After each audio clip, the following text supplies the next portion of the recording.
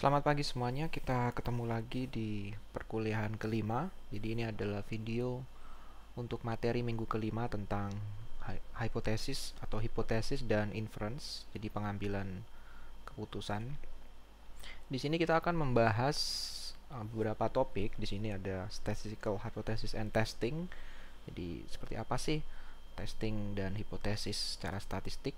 Kemudian kita akan tunjukkan dengan menggunakan contoh flipping a coin. Jadi kita lempar koin lalu kita lihat bagaimana peluang dia muncul gambar atau angka.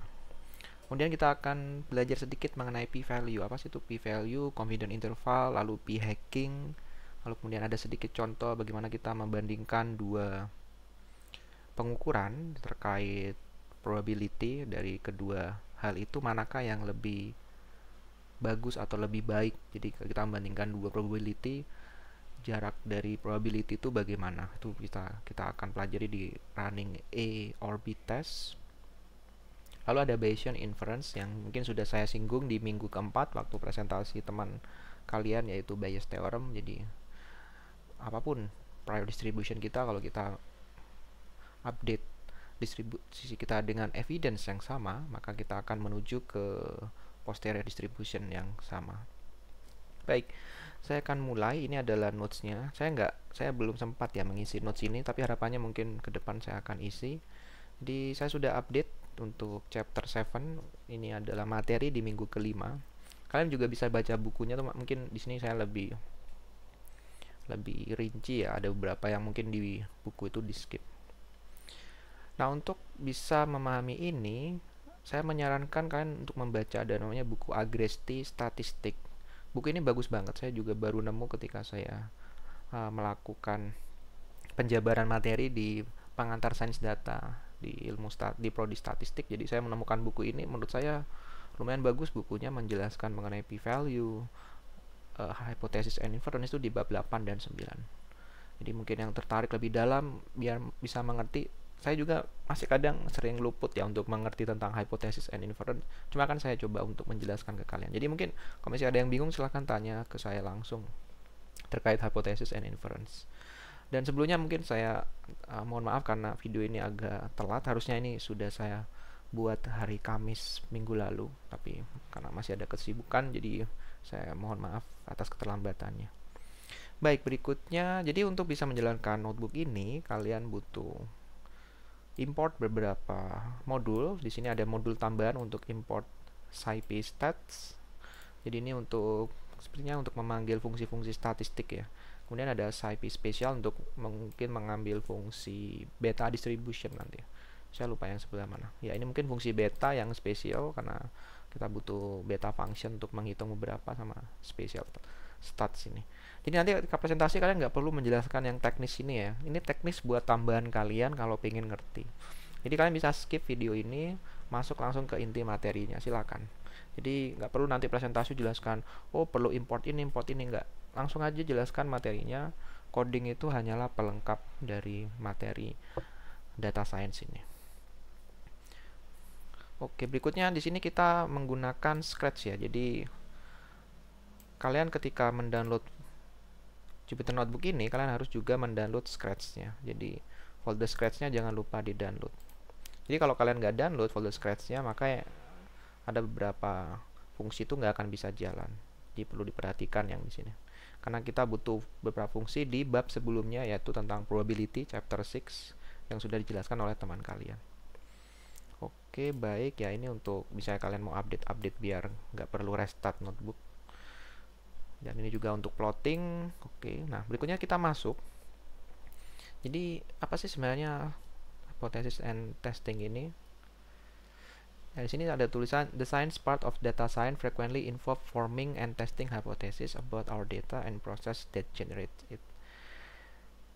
Jadi science dari kata data science, dalam kata data science itu seringkali melibatkan pembentukan dan pengujian hipotesis. Jadi kenapa disebut science dalam data science? Karena di situ kalian melakukan hal seperti ilmu-ilmu sains lainnya seperti fisika. Seperti fisika, ketika kalian melihat fenomena, kalian mau membuat model itu kalian melakukan hipotesis. mungkin modelnya seperti ini, cuma kita nggak akan pernah tahu the truth model of reality. Jadi model realitas itu seperti apa kita nggak tahu. Sama seperti dalam data science, kalian lihat data, kemudian kalian punya anggapan, oh data ini bentuknya seperti ini, tapi the true formnya, bentuk kebenarannya dari data itu kita nggak akan pernah tahu, kecuali kita ngumpulin semua kemungkinan, semua data yang ada sekarang dan baik di masa depan. Tapi kan itu nggak mungkin. Nah, sains itu kita mencoba mendekati truth formnya itu dengan objektivitas. Jadi siapapun yang melihat uh, objek itu, dia akan memiliki kesimpulan yang sama. Beda sama sesuatu yang subjektif seperti kepercayaan dan hal yang lain, itu sangat subjektif, bergantung pada pendapat masing-masing. Tapi sains itu enggak. Kita punya objektivitas, jadi subjektivitas itu dilucuti. Kita sepakat kalau aturannya seperti ini, hipotesis seperti ini, maka kesimpulannya seperti ini gitu. Siapapun orangnya yang menjalankan sains itu akan menuju pada kesimpulan yang sama. Jadi lebih objektif. Nah, data science itu kita melihat, kita punya model, kita punya kerangka. Meskipun kita nggak bisa menangkap model sebenarnya, tapi kita bisa sedikit yakin dengan persentase gitu. Jadi ada suatu ukurannya, ya namanya statistik ya gitu. Jadi statistik itu kadang benar, kadang salah, tapi banyaknya benar. Tapi bisa jadi kalau ada outliernya banyak ya bisa salah. Nah, itulah sains. Sains tuh nggak pernah ngeklaim dirinya adalah kebenaran. Jadi sains itu siap dikritik. Jadi model kalian ketika buat model data dalam data science, kalian harus siap juga untuk dikritik gitu. Jadi tidak perlu takut model kalian itu wah gagal gimana ya, nggak masalah, karena itu bagian dari sains. Sains itu bukan kalian menghasilkan suatu teori lalu teori itu adalah kebenaran mutlak, enggak gitu. Enggak kayak gitu. Sains itu siap untuk dikritik dan siap untuk berubah. Makanya saya sangat tertarik sains karena di situ ada kebebasan ya. Mungkin berbeda dengan seperti suatu yang dogmatis, contohnya seperti kepercayaan, itu nggak bisa diganggu gugat gitu. Jadi sudah ya seperti itu. Jadi itulah perbedaan sains dengan religion. Jadi kita dalam data science kita benar-benar fokus ke objektif. Makanya di sini ditulis science part of data science is frequently involve forming, bagaimana kita membentuk gagasan, hipotesis. Jadi asumsi kita terkait model ini, terkait data ini seperti apa. Lalu kita tes hipotesis kita, benar nggak gitu, dengan cara eksperimen. Nah, ini penting penting diperhatikan. Jadi dalam bukunya Agresti 2023 ini, kita you need to decide on your hypothesis before looking at any data. Jadi kita nggak boleh bikin hipotesis setelah kita melihat data gitu. Akhirnya agak bias gitu. Jadi kita sebelum melakukan apapun kita hipotesis dulu. Oh, kemungkinan seperti ini, baru kita tes. Kalau enggak, your evidence and conclusion might appear much stronger than they actually are. Jadi istilahnya bias, karena kalian sudah melihat datanya duluan. Jadi akhirnya manusia cenderung untuk mengarahkan ke kebenaran itu. Beda kalau kalian itu testing ya. Jadi kalian menguji hipotesisnya, ya sudah salah atau benar, kemudian kalian bikin hipotesis baru, nanti ngumpulin data yang baru lagi, itu beda ceritanya. Tapi ada yang tertentu, ada yang ngumpulin data dulu, kemudian bikin hipotesis gitu. Jadi asumsinya kalau misalnya, contohnya kenapa bikin hipotesis, misalnya apakah dengan makan banyak akan menaikkan berat badan. Jadi jangan ngumpulin data berat badan sama kenaikan lalu kalian bikin hipotesis. Kalau enggak akan lebih kuat, karena ada kemungkinan hipotesis kalian pengaruhi cara pengumpulan data. Ini lebih ke scientific integrity ya, integritas. Tapi sebenarnya ada beberapa yang nggak terlalu peduli dengan hal itu. Cuma itu penting. Jadi benar-benar objektivitasnya itu dijaga. Kalau enggak data kemudian kalian hipotesis, yang terjadi adalah hipotesis kalian akan dipengaruhi dari sudut pandang pengambilan data itu. Baik, kemudian ya berikutnya kita masuk ke statistical hypothesis testing itu apa. Jadi hipotesis itu sendiri apa? Jadi dugaan kita ya terhadap suatu peristiwa. Jadi kita menduga peristiwa ini seperti apa penjelasannya. Sama seperti kenapa kok bisa turun hujan gitu. Jadi karena kita sudah belajar siklus hidrologi, jadi kita tahu oh hujan perputaran air. Mungkin orang dari dulu nggak tahu bahwa oh hipotesisnya turun hujan, di situ ada dewa petir, ada dewa air kayak gitu. Itu hipotesis dulu, dan itu nggak ada yang salah ya. Jadi karena saat zaman itu orang masih percaya dengan mitos seperti itu, dan itu sains mereka.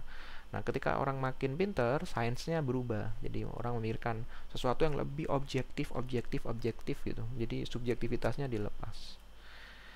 Nah, kita bentuk hipotesis, kemudian tes dengan namanya statistic distribution.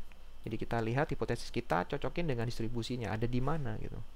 Nah, kemudian bisa kita tentukan seberapa kuat gitu, atau seberapa bagus lah istilahnya, nanti kita akan belajar tentang p-value, seberapa bagus hipotesis kita diterima gitu.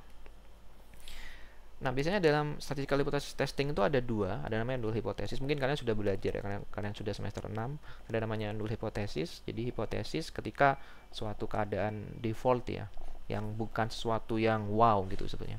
Terus ada hipotesis yang kedua adalah alternate hypothesis, yang hipotesis yang di luar nalar sebenarnya, atau di luar dari asumsi pada umumnya, yang tidak normal gitu. Nah, nanti kita akan belajar bahwa null hypothesis itu terkait dengan kita akan belajar jadi sesuatu yang normal, jadi yang tidak terjadi. Nanti contohnya akan belajar tentang flipping coin. Jadi kita lempar koin, kalau koinnya adil, fair ya, jadi dilempar 100 kali, kemungkinan muncul gambar dan angka itu 50-50. Nah, itu hipotesisnya bahwa kemungkinannya 50-50. Nah, alternatif hipotesisnya apa? Koinnya tidak fair, tidak adil gitu. Artinya kalau kita lempar cenderung akan keluar lebih banyak kepala atau angka, lebih banyak angka daripada gambar, seperti itu. Itu alternatif hipotesisnya. Baik, ini contohnya ya. Jadi contoh dari flipping coin yang akan kita gunakan untuk menjelaskan ini. Nah, di sini asumsinya koinnya adalah fair. Fair itu adil ya. Dan itu bisa dinyatakan dengan probability P di sini sama dengan 0,5. Alternatif hipotesis itu apa? Adalah lawan dari null hipotesis. Jadi kalau hipotesisnya tidak sama dengan 0,5, maka alternatif hipotesisnya adalah kalau P sama dengan 0,5 null hipotesis, maka alternatifnya tidak sama dengan 0,5. Nah, biasanya null hipotesis itu lebih ke exact value ya. Jadi kita asumsi ini bicara sampling ya. Kita estimasi ya, mungkin distribusi aslinya, populasinya adalah dari lemparan koin miliaran kali itu 0,5, atau dari zaman sekarang sampai masa depan kalau koinnya fair ya 0,5. Nah, kita mau tes hipotesis kita dengan data sampling, bahwa kalau kita sampling nanti probability-nya adalah 0,5. Dan lawan dari hipotesis kita adalah alternate hipotesis itu 0,5. Ya, kita lakukan uji ya. Nah, di sini kita butuh berapa banyak fungsi ya untuk melakukan uji itu. Nah, sebenarnya kalau kalian pakai pen and paper gitu, jadi kertas sama alat tulis ya, kalian bisa hitung. Tapi di sini kita melakukannya dengan coding ya gitu. Jadi biar sedikit modern dan sedikit dapat gagasan komputasinya. Jadi sebelum melakukan hipotesis itu kita definisikan beberapa fungsi. Di sini ada fungsi normal, approximation to binomial. Jadi bagaimana kita mau generate fungsi binomial. Jadi masih ingat ya, fungsi binomial sama dengan n faktorial dibagi n faktorial n minus k faktorial. Nah, di sini kalau kita ini masih terkait dengan Bernoulli kemarin ya. Jadi kalau kita punya suatu probability misalnya 0,5, lalu kita hasilkan bilangan acak antara 0 sampai 1, kalau dia kurang dari 0,5 maka true, lebih besar dari 0,5 maka dia false. Jadi kita bikin seperti itu, lalu kalau kita lakukan berkali-kali ya kita dapatkan, kalau P-nya 0,5 ya kita akan dapat misalnya 1000 kali generate random generator itu, maka 500 adalah di bawah 0,5, 500 lagi di atas 0,5. Aproksimasi ya, tapi bisa jadi 498 atau 497 seperti itu. Nah, kita mau aproksimasi itu. Kalau kita berada di ruang populasi, maka rata-rata dari kegiatan itu tadi Bernoulli trial, itu kita akan dapat rata-ratanya probability dikalikan jumlah berapa kali kita melakukan trial gitu. Trial itu percobaan itu.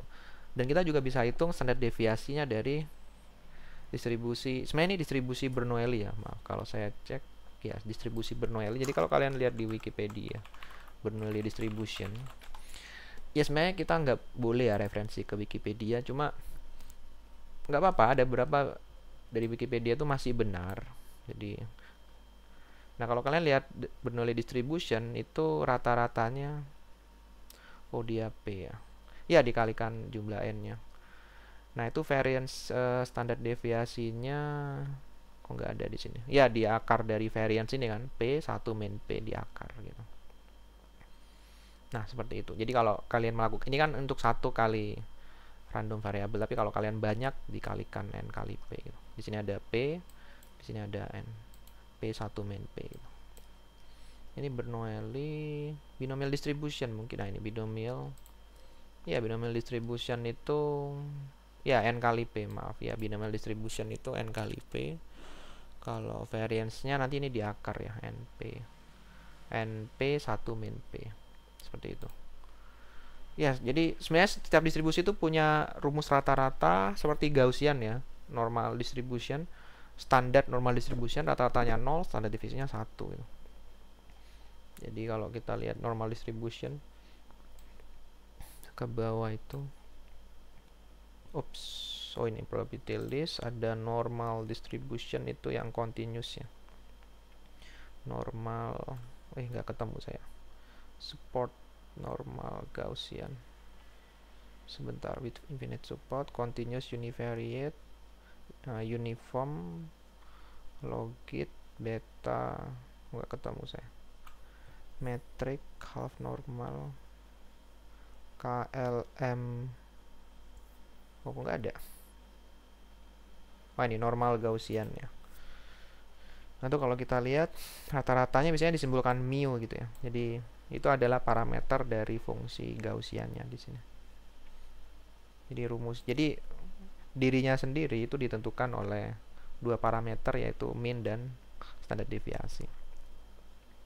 Tapi untuk yang tadi binomial itu n kali P, jadi berapa kali kita melakukan trial-nya.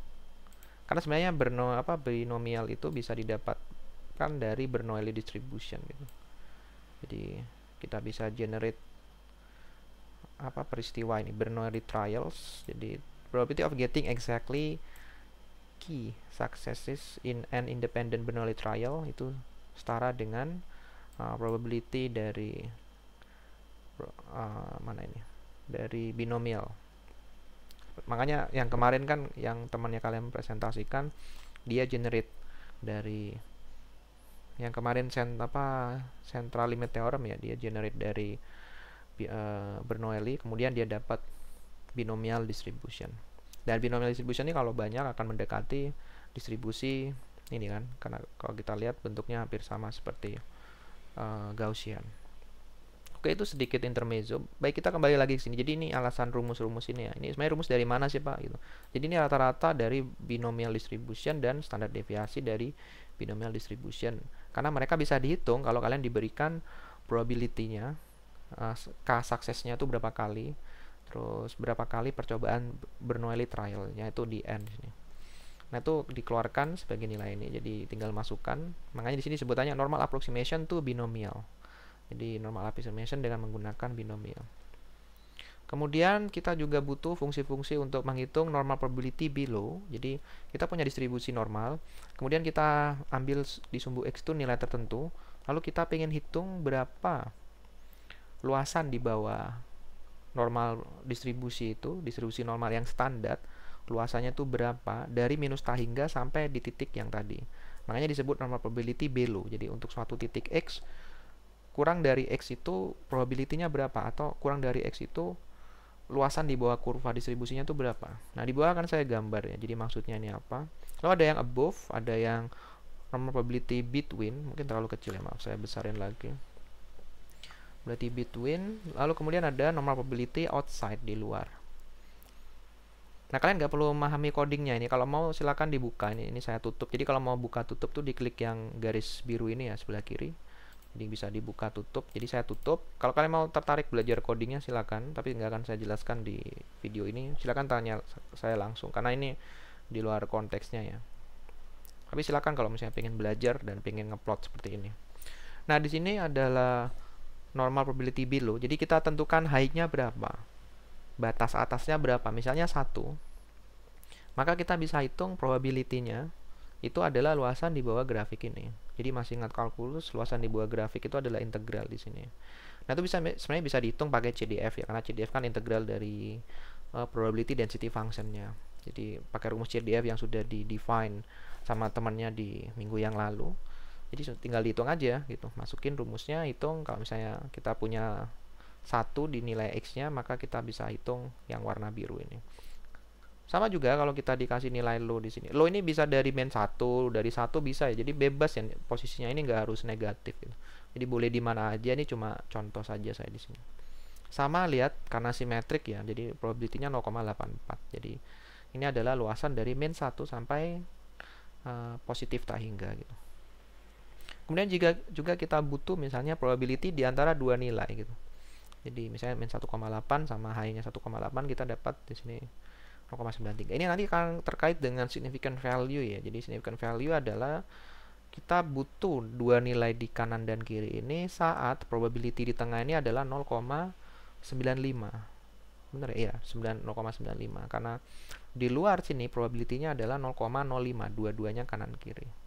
Nah, kita ingin tahu nanti apakah sampling kita nanti setiap kita melakukan eksperimen berkali-kali, sampling kita itu akan memuat rata-rata populasi atau tidak gitu.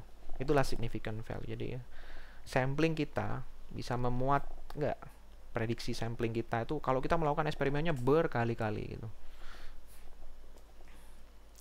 Nah, kemudian ada yang di outside juga, tentukan batasnya, terus yang dihitung outside di sini. Jadi ada 4 cara ya menghitungnya itu. Satu-satu ini sebenarnya disebut one tail, ini two tail gitu, 2 ekor, 1 ekor gitu. Nanti akan terkait dengan hipotesis. Nah, 1 ekor, 2 ekor tuh nanti tergantung dari hipotesis nulnya. Biasanya yang 2 ekor ini yang two tail itu kalau kalian pakai sama dengan, jadi probability nulnya itu sama dengan berapa. Kan kemungkinannya kan bisa kurang dari, bisa lebih besar. Jadi ada 2 kemungkinan kanan kiri. Tapi kalau misalnya null probability kalian itu P lebih besar dari itu, maka kalian gunakan yang sebelah kanan. Kalau P kurang dari berapa, kalian gunakan yang sebelah kiri. Probability untuk null hipotesisnya.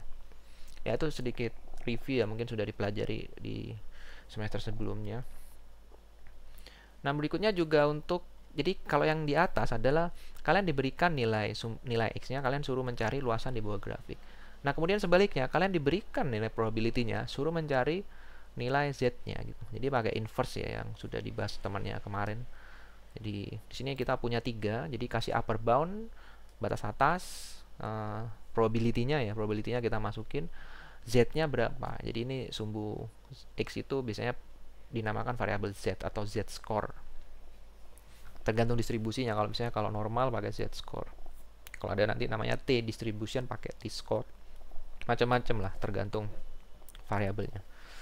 Baik, jadi ada 3 di sini yang kita define function-nya, ada yang untuk menghitung Z score di upper bound, lower bound, sama to set. Jadi dikasih 2 batas. Bukan ya, dikasih probability, suruh nyari 2 batasnya itu di mana. Ini yang simetris ya, jadi to set bound ini yang simetris. Jadi ada lower sama uppernya. Ini hanya untuk normal distribution. Nah, ini plotnya ya, jadi yang tadi normal upper bound. Jadi dikasih distribusinya 0,95, suruh mencari low-nya ini berapa. Jadi kebalikan dari yang tadi. Kasih probability 0,95, low-nya itu berapa. Ingat, untuk yang ini ini yang one tail ya. Jadi kalau yang one tail maaf, saya minum dulu.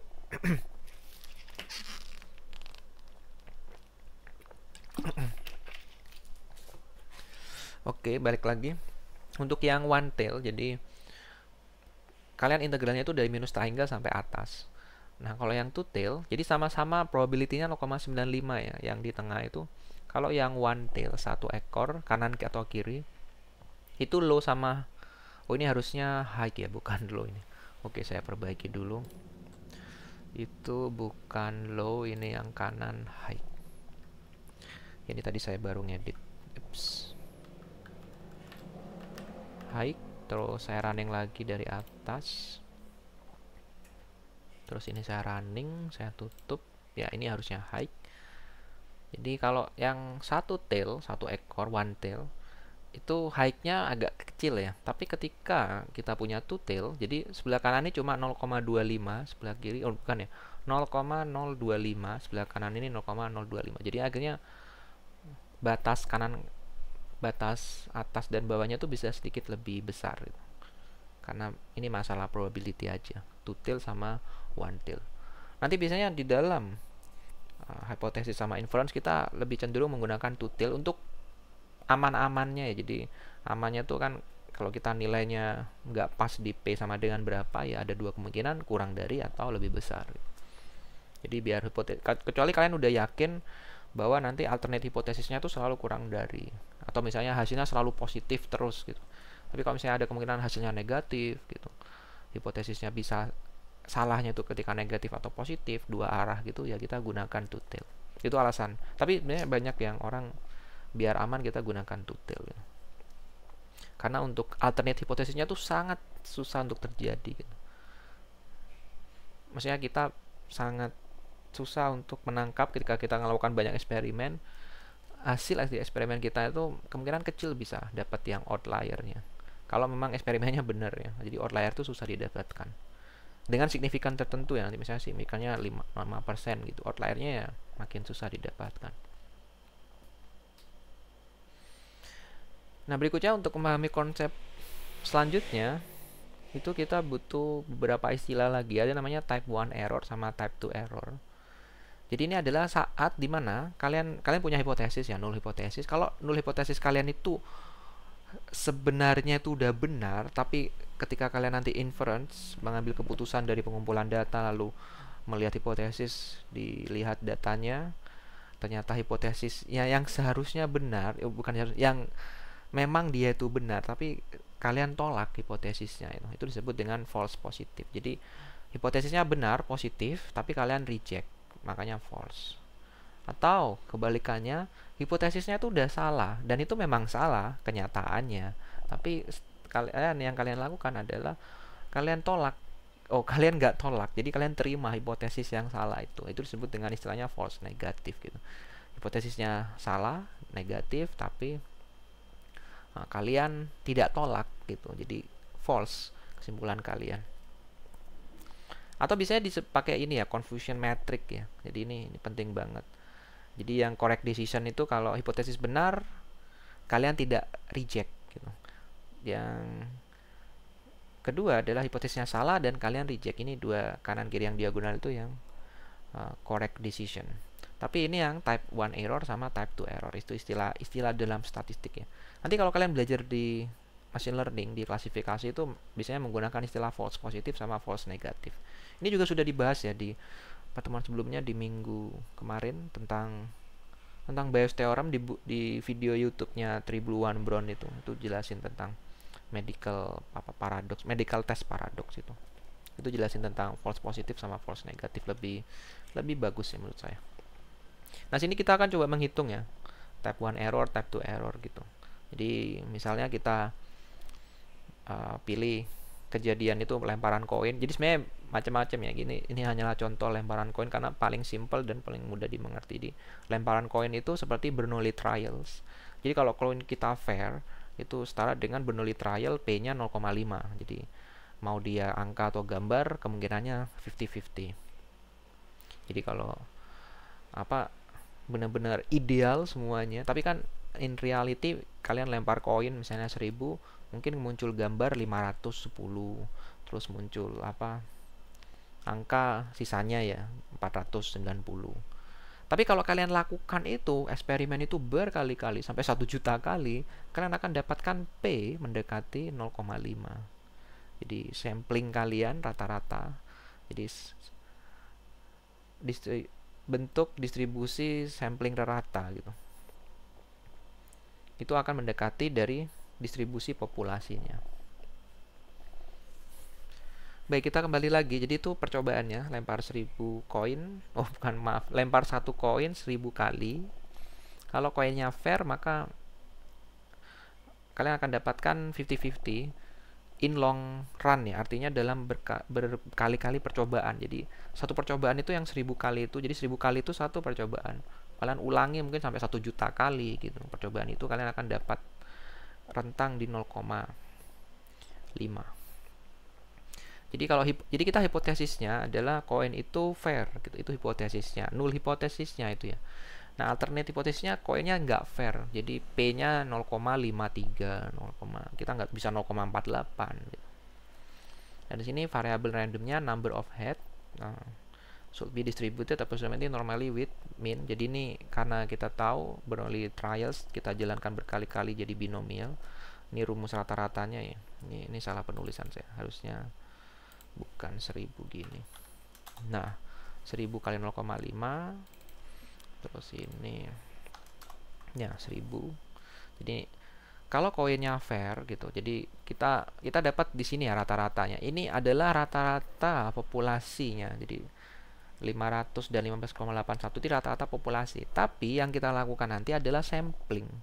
Kita hanya bisa mengestimasi ya. Kita nggak bisa secara tepat dapetin populasi, rata-rata populasi. Yang kita lakukan adalah hitung rata-rata sampling kita. Nah, ini rata-rata dan oke, mohon maaf ada suara motor keras ini. Nah, berikutnya jadi untuk melakukan keputusan sih berapa kita bisa membuat type 1 error dengan peristiwa yang tadi itu. Peristiwa ini lempar koin. Jadi false positive, hipotesisnya benar tapi kita reject gitu. Jadi positif ini hipotesisnya benar tapi kita reject. Kita tolak. Jadi berapa sih probability-nya kita melakukan itu gitu, type 1 error. Cara ngitungnya gimana gitu? Masukin aja normal approximation to binomial untuk dapetin rata-rata tadi yang ini 500 sama 15,81. Jadi rumus ini sudah dinyatakan dalam ini. Normal approximation to binomial. Nah, kemudian kita tentukan seberapa besar kayak toleransi ya. Kalau di bawah ini berarti di dalam rentang ini null hipotesis masih benar gitu. Tapi di luar ini null hipotesisnya salah gitu. Kita gunakan significant level 5% di sini. Oke, kemudian kita tentukan batas atas, batas bawahnya. Jadi dari yang gambar grafik itu, bukan ya, gambar kurva distribusi normal. Kita kan sudah punya mu-nya sama sigma-nya. Kita mau cari batas kanan dan kirinya. Karena kita alternate hipotesisnya adalah bisa tidak sama dengan 0,5, bisa kurang dari atau lebih besar. Maka kita gunakan two side. Kenapa kita nggak gunakan one side ya? Ya di sini pakai istilah one side bukan one tail to tail ya. Kita dapatkan nanti outputnya 2 lower bound dan ini simetrik ya. Simetrik terhadap mu 0 ya, perlu diingat. Jadi simetrik terhadap mu 0. Mu 0-nya 500, maka dia di sekitaran situ. Ingat yang keluar di sini adalah bukan Z score-nya. Jadi bukan terhadap normal distribution, standar normal distribution rata-rata 0, tapi terhadap rata-rata dan sigma yang kalian set di dalam sini, normal approximation, yang kalian lakukan dalam percobaan ini. Jadi ini adalah lower bound sama upper bound-nya dengan signifikan 5%. Jadi kalau percobaan kalian jadi gini, kalian melakukan 1 kali percobaan, oke. Terus kalian melakukan percobaan lagi, hitung lower bound upper bound-nya gitu, atau hitung standar deviasinya, kalian lakukan hitung standar deviasinya. Nah, kalau populasi rata-rata itu jatuh di rentang ini dari setiap eksperimen yang kalian lakukan ya, itu jatuhnya dia akan 95% dari percobaan kalian. Satu percobaan itu yang lempar 1000 kali ini ya gitu. Jadi lempar 1000 kali itu satu percobaan. Nah, kalau kalian lakukan itu selama mungkin 1000 percobaan, 95%-nya itu akan mencakup nilai populasi. Itu maksudnya significant level. Jadi bukan seberapa yakin ya, seberapa sering eksperimen kalian akan menangkap nilai populasi yang sebenarnya, yaitu yang 500 di sini. Jadi misalkan P benar-benar 0,5, jadi hipotesisnya tuh benar. Jadi kalian punya hipotesis tapi faktanya di populasi itu hipotesisnya benar, maka akan ada 5% chance kalian akan mengobserv X itu di luar ya, karena dari kurva distribusi ya. Jadi ini signifikan levelnya ya. Jadi misalnya hipotesis kalian benar-benar true gitu, benar-benar benar. Jadi hipotesis kan asumsi kita, dugaan kita gitu. Ya itu kalau itu benar-benar benar, dugaan kita sesuai dengan fakta apa kenyataan yang sebenarnya, itu kemungkinan kita bisa luput gitu, keluar dari itu dugaan kita itu adalah 5%. Itu kita yang set ya toleransi itu. Jadi kalau kita nanti ngukur sampling eksperimen, hasil kita ini punya signifikan level 5%. Artinya kalau saya lakukan eksperimen ini sampai 1000 kali, 95% dari 1000 kali eksperimen itu akan bisa mencakup nilai populasi yang sebenarnya, nilai rata populasi yang sebenarnya. Nanti akan saya tunjukkan gambarnya yang lebih jelas ya di bagian confidence interval tentang konsep ini. Tapi kebalikannya, kalau misalnya H0 itu benar, jadi kalau tadi yang 5% kan, jadi 19 kali dari 20, jadi misalnya kalian lakukan 20 eksperimen, maka 19 kali itu kalian akan bisa menangkap nilai true nilai populasi rata-ratanya. Jadi yang rata-rata populasinya, bukan populasi rata-rata, nilai rata-rata di dalam populasi. Jadi ada seberapa yakin eksperimen kalian gitu. Kalau misalnya ada orang lagi yang ngelakuin terus ternyata jatuh di outlier, itu lumrah karena 95% ya, gitu. Kalian nggak mungkin dapat 100% gitu. Kalau kalian pengen dapat 100%, maka rentang pengukuran kalian itu errornya makin gede gitu.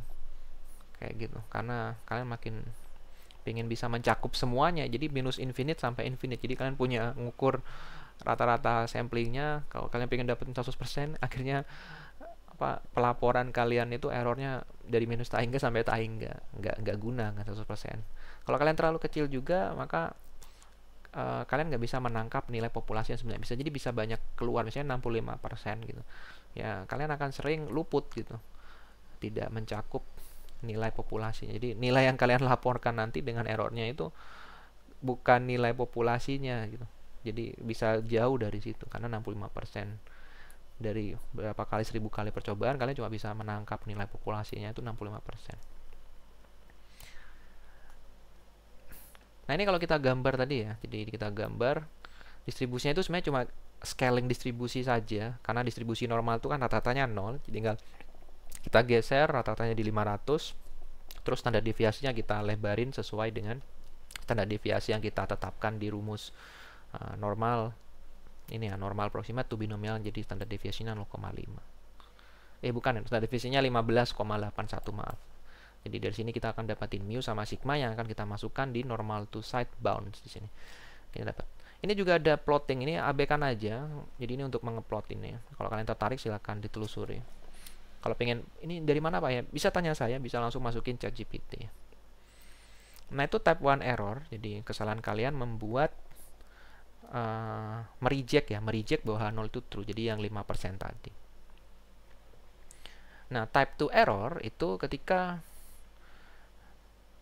H0-nya itu salah, tapi kalian terima gitu hipotesisnya. Jadi kalian bikin hipotesis bahwa H0 itu benar, tapi kenyataannya H0 itu salah, dan kalian tetap terima keputusan itu. Jadi false negatif ya. Jadi H0 itu false, tapi kalian false lagi gitu.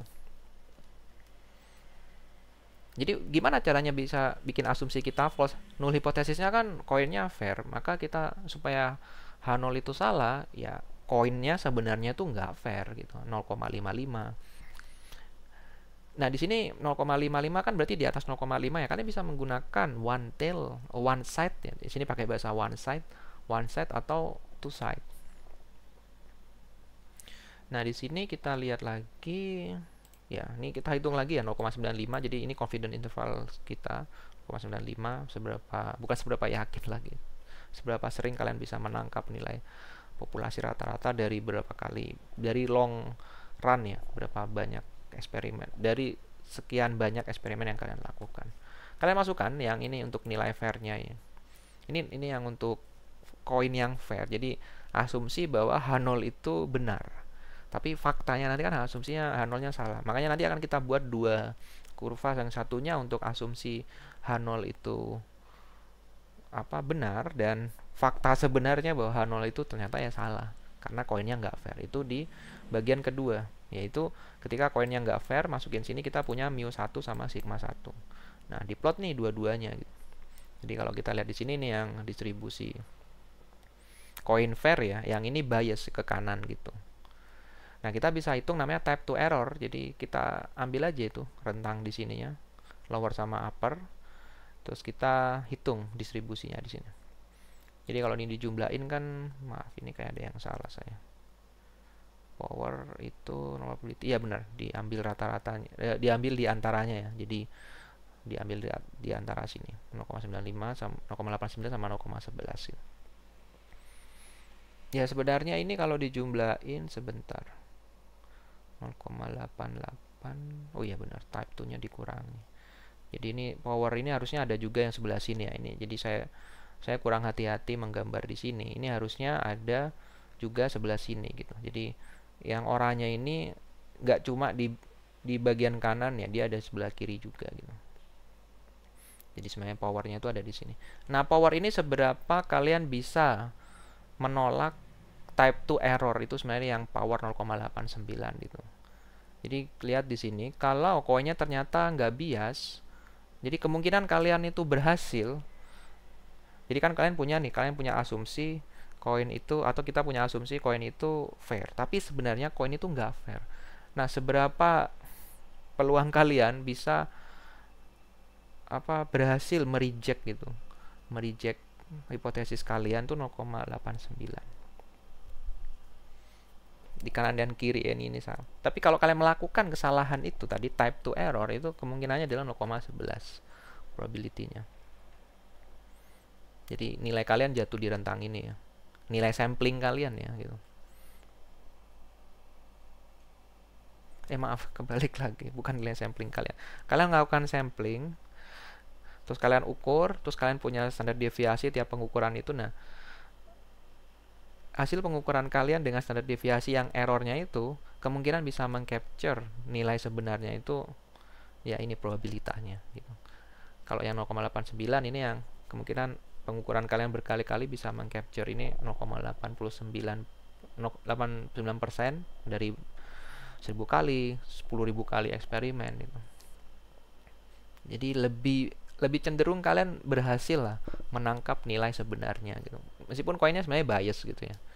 Jadi kalian tapi bisa mengcapture bahwa koinnya bias gitu. Tapi ini kan masih kurang dari confidence interval yang kalian tentukan, yaitu 0,95 gitu. Jadi ada sedikit permainan di situ. Confidence interval itu ya umumnya orang pakai 95. Kenapa sih Pak kok nggak pakai 90 gitu? Ya sebenarnya boleh juga pakai 90, 99 boleh, tapi nanti errornya makin besar.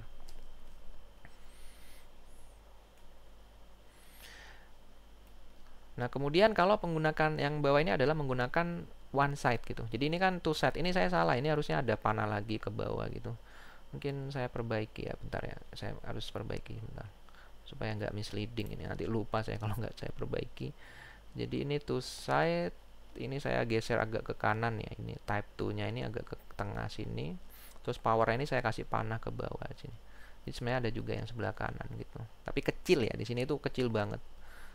Jadi saya geser. Mungkin kalian bisa skip ya bagian ini gitu. Tapi nggak akan saya potong. Saya nggak terlalu pandai edit video gitu. Masih belajar. Tapi mungkin bisa nanti. Baik, ini saya geser. Itu kayak geser ke arah kanan ya. Mungkin ke arah tengah 500 saja berarti. 500 itu bagian sini ya. 500. Terus ini untuk teksnya tadi mungkin berapa? Ya 500. 525 ini tetap ini. Ini kalau saya ini nggak bisa di print karena yang atas belum saya jalankan codingnya. Oke, agak-agak ini harus agak ke kiri lagi. Mungkin saya pakai center ya, ini jangan right. Center. Oh, ini bukan yang kebalik saya. Yang sebelah sini. HA ini horizontal alignment. Center. Ups, salah ya. H center. Ada yang salah nggak? Keyword repeated gitu. Ya karena saya sudah definisikan di sini. Center. Oke, ini harus di running 2 kali. Nah, Nah ini udah ke sini ya 0, mungkin saya pakainya itu, saya lupa cara ngeluarinnya itu, yang mungkin agak ke atas ya, mungkin agak ke atas sedikit ya, 0, yang powernya saya naikin ke atas itu, teks itu sini kayaknya saya ya 525 ini teks ini saya naikin ke atas 2 gitu. Nah agak ke atas, type-nya ini juga saya naikin jadi 1. Ups, salah, kesalahan. Ini tetap di sini yang 1. Nah seperti ini. Nah power ini harus sebelah kanan, saya harus kasih panah juga ya. Jadi caranya, triknya gimana? Bikin 2 anotasi, yang satunya di warna putih. Itu triknya yang saya lakukan. Karena untuk bikin 2 panahnya itu kita nggak bisa. Ini nggak perlu kalian jelaskan nanti presentasi ya. Ini saya langsung edit pas rekaman supaya saya nggak lupa yang editnya. Ini sama, cuma kita pakai panahnya itu ini 5 kena 00. Oh mungkin harus di tengah ya saya bikinnya, ini harus di tengah ini. Oke. Jadi saya bikinnya center, kalau enggak dia nggak akan rata dia. Ini harusnya center, ini 500 gitu. Ini juga sama 500, terus ini harus center, tapi ini saya warnai putih tulisannya. Jadi saya warnai tulisannya itu putih, jadi nggak kelihatan. Dan ini saya taruh di sebelumnya supaya set ordernya itu nggak ketimpa putih. Nah kemudian panahnya itu ada di wilayah ini 450, pindah ke sini ya di 440 lah gitu. Jadi ini 440. Oke, jadi tapi ini kurang ke bawah ya, jadi Y-nya kurang ke bawah, jadi ini 0, mungkin 0,01 gitu. Jadi agak ke bawah seperti ini. Oke, ini yang saya mau. Ya, jadi seperti ini. Di power ini adalah kanan kiri sini ya. Nah, kita bisa menggunakan one side. Jadi asumsinya bahwa koinnya kalau misalnya nggak bias itu ini ya. What happen the power of the test if the coin is not biased toward. Jadi biasnya ke arah kiri gitu. Kalau yang tadi kan P tidak sama dengan 0,5 tidak sama dengan 0,5 ya. Makanya two side dia. Nah, sekarang kalau sebenarnya dia asumsi kita 0,5 tapi kita buat null hipotesisnya itu bukan 0,05 bukan 0,5. Nah di sini dia menggunakan null hipotesis. Koinnya sebenarnya lebih cenderung ke kepala, dia pakai kepala dan ekor, head and tail. Nah alternatifnya adalah sebaliknya, jadi kita menggunakan one side. Sama, kita masukkan signifikan level kita, ini yang distribusi, ini yang normalnya, ini yang hipotesis. Kalau hipotesis kita benar, kita menggunakan upper bound ya, jadi nggak menggunakan two side, jadi one side upper boundnya 0, bukan 0,5, upper boundnya 0,95. Ini adalah signifikan level kita, supaya kita dapatkan nilai batas atasnya 526. Jadi kita akan, misalnya kita lakukan 1000 kalian pelemparan gitu, kalau koinnya itu benar-benar di sini kurang dari 0,5, bisa ternyata 0,3, 0,4, itu kita akan selalu dapat banyaknya lemparan kepala itu kurang dari sini. Itu ya kalau hipotesis kita benar gitu. Tapi kalau hipotesis kita salah ya kita masukin lagi. Tadi masukin high one side ini 526 untuk dapatin type 2-nya. Jadi masukin, terus karena satu set kita pakai yang below ya, probability-nya berapa sih error yang kanan yang kiri ya. Masukin juga mu 1 sama sigma, jadi 0,5 ya. Karena kita tahu null hipotesis kita itu salah, kan kita type 2 error yang mau kita cek. Nah itu kita dapatkan, ini power testnya, kita berhasil melakukan prejekan itu, bukan berhasil sih, probabilitas kita melakukan reject itu 0,93. Oke, itu lumayan besar. cuma masih kurang dari significant level yang kita punya, yaitu 0, berapa? 0,05, kurang dari 0,05 ya. Sebentar. Comparing the previous one, the test more powerful, that is no longer reject when x below 406. Ya, ini yang tadi yang 469 itu yang sebelumnya. Nah, ini 469, ini saya tutup dulu. Nah, ini 469 itu yang two side. Kalau yang one side itu dia akan reject. In the above example, H1 is true, P-nya, and we have high probability for alternative hypothesis. Jadi test powernya ini lebih gede ya daripada menggunakan two side gitu. Yang pertama kan 0,8, tapi keberhasilan kalian bisa melakukan penolakan terhadap type 2 error itu lebih gede kalau menggunakan one set. Nah, cuma kita kan nggak tahu ini kita menggunakan lebih besar atau apa kurang dari. Kalau memang kita sudah punya dugaan asumsi yang tepat gitu. Jadi memang normalnya orang menggunakan two side, dan apapun hasilnya sudah laporin ya. Jadi sains itu kita nggak otak-atik datanya untuk mendukung hipotesis kita, enggak ya. Jadi hipotesis kita buat datanya tuh ya terserah mau bilang kayak apa ya sudah laporin aja gitu. Itulah objektivitas dalam sains. Sains nggak boleh bohong. Kalau kalian bohong, nipu, kita bohong, ya bukan sains lagi namanya gitu. Jadi sesuatu yang kalian paksakan. Makanya apapun hasilnya sudah laporkan. Jadi sini enaknya amannya kita pakai P sama dengan 0,5 nulnya, tapi alternatifnya ya bisa kurang dari, bisa lebih besar. Who knows, gak ada yang tahu kan. Kalau kayak gini kita sudah punya knowledge gitu. Jadi, oh koinnya ini kayaknya. Tapi akhirnya apa? Kalian punya lebih kemungkinan kalian melakukan berkali-kali eksperimen kalian akan dapatkan keberhasilan kalian bisa menangkap nilai yang sebenarnya ini 95%. Kalau menggunakan apa signifikan yang 95. Tapi di sini kalian bisa menangkap 93% gitu. Ya itu tergantung definisi signifikan levelnya ya dari eksperimen yang kalian lakukan. Oke, ini saya gambar lagi ya. Nah, kalau ini benar cuma satu, jadi yang ini yang satu tail, makanya one side ya, one side kita cuma di sini aja panahnya, nggak sampai dua tadi yang kanan sama kiri. Nah, itu terkait type 1 sama type 2 error, dan kita juga saya akan ingin menyampaikan tentang p-value. Jadi kalau yang di atas tadi kan kita menentukan cut off ya. Jadi kapan sih di antara ini eksperimennya kita bisa menangkap nilai rata-rata populasi itu dengan rentang-rentangnya gitu. Jadi kalau yang tadi kan koin, kalau memang koin itu fair ya kita akan dapetin di sekitaran situ. Nilai yang kita sampling berkali-kali 95% akan jatuh di sekitaran situ gitu.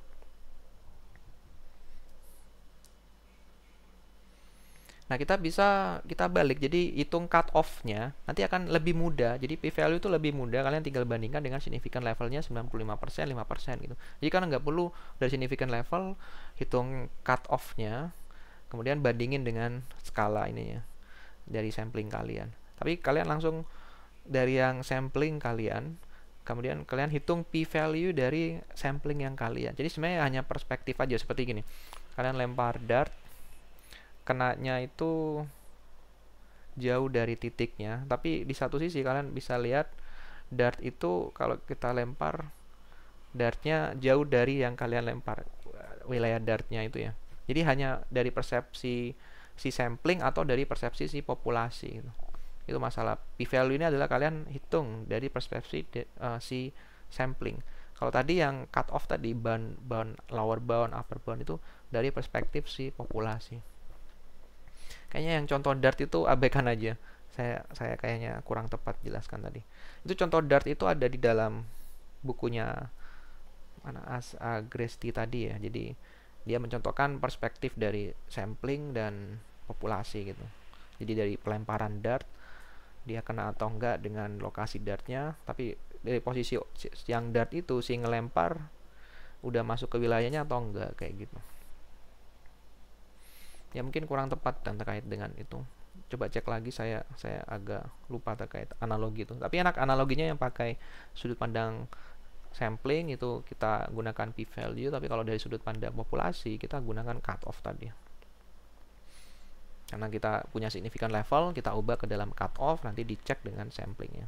Tapi kalau kita sampling kita dapat rentang pengukurannya, kita ubah ke dalam p-value, kita bandingin dengan p-value yang kita tentukan. Itu hanya masalah perhitungan, dan p-value makanya lebih praktis ya, jadi banyak digunakan di banyak eksperimen. Jadi ini adalah fungsinya untuk menghitung p-value two side ya, jadi kalian kasih atas bawah, benar ya, kasih x saja gitu, karena kita simetris ya fungsinya itu, jadi kasih 1x negatif atau positif gitu, nanti kalian akan dapetin di antara two side itu p-value yang di dalam fungsi Gaussiannya itu. Dan misalnya if we were to seek 530 Hz, kita bisa hitung. Jadi misalnya saya ingin p-value untuk, misalnya kita lakukan sampling nih, terus kita dapat kita ingin dapat nilai rata-rata p-value untuk nilai rata-rata kita gitu, 529,5. Itu p-value nya berapa? Nah, itu kita bisa hitung dengan two side p-value ini. Jadi masukkan saja.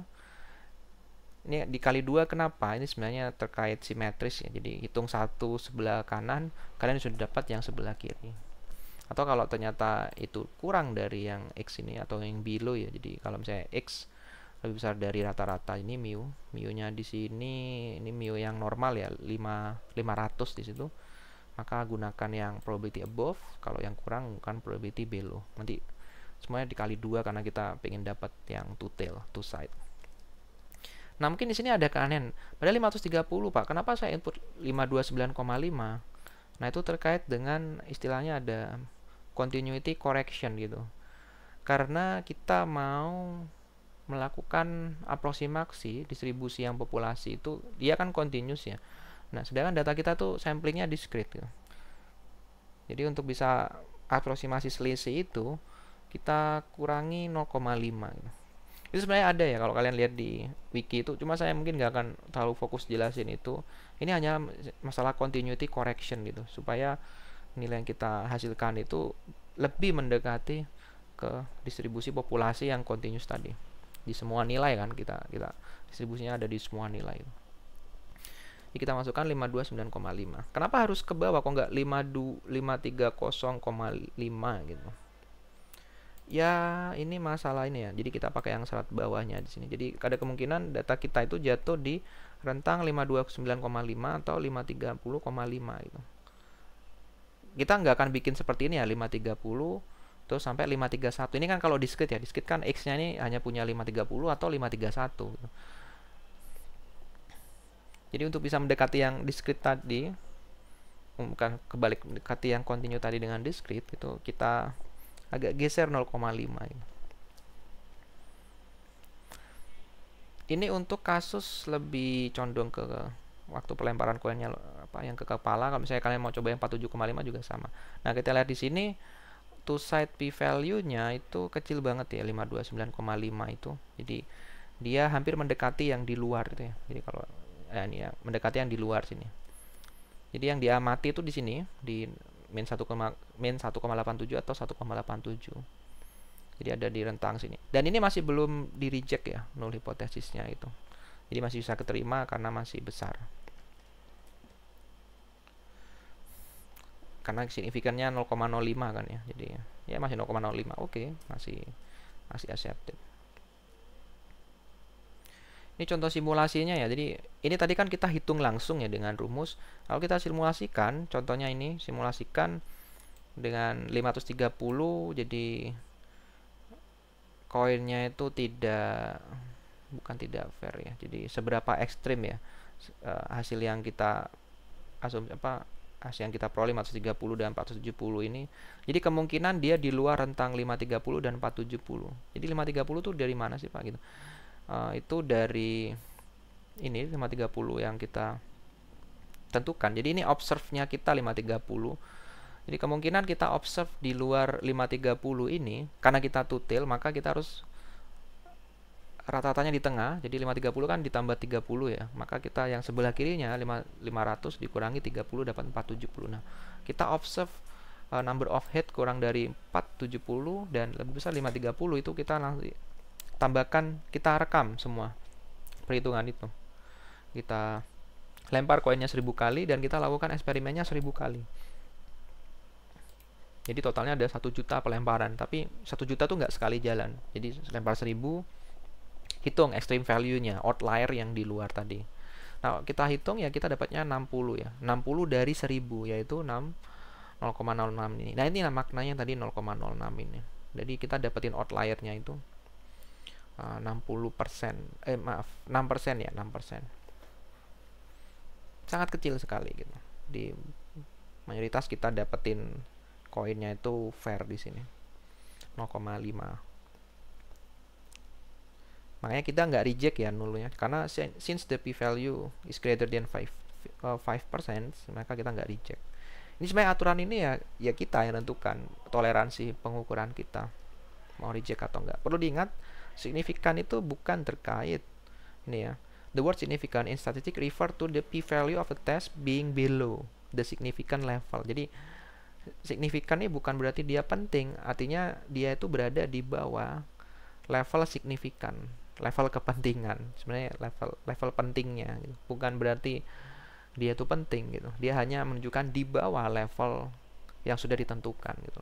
Contohnya di sini levelnya 5%, but doesn't necessarily imply a significant result in everyday meaning gitu, as an important or noteworthy. Jadi signifikan ini bukan berarti penting, important atau noteworthy atau perlu diingat gitu.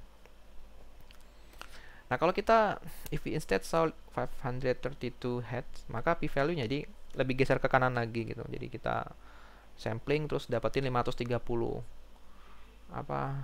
kepala gitu. Dari 1000 percobaan nanti, jadi kita lakukan 1000 percobaan. Tiap percobaan itu kita lempar 1000 kali. Kita akan melihat 532 kepala. Itu kemungkinannya ini ya, 0,04. Sangat kecil sekali gitu.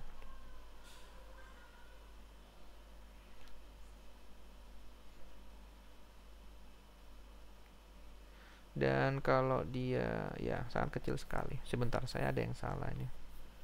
Jadi if we instead saw the p-value would be ya oke. Jadi ini berarti kita reject ya, kita reject null hipotesis bahwa koinnya itu fair gitu karena dia kecil sekali. Makanya ada yang salah saya ini terkait ini.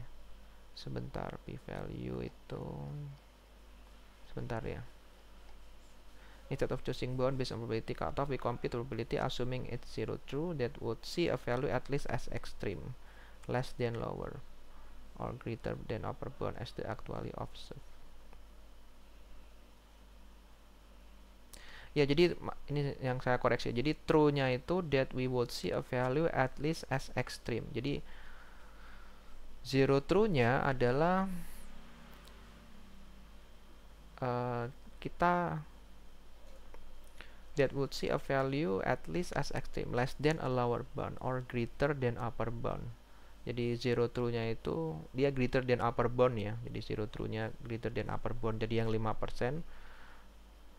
Kalau dia ini salah, jadi kita sebenarnya bukan salah, kita reject ya, kita reject kalau dia kurang dari upper bound ini. Jadi akhirnya ya saya kayak ada yang kebalik ini. Oke, ini skip dulu aja, nggak apa-apa. Ya, p-value emang agak susah ya jelaskannya.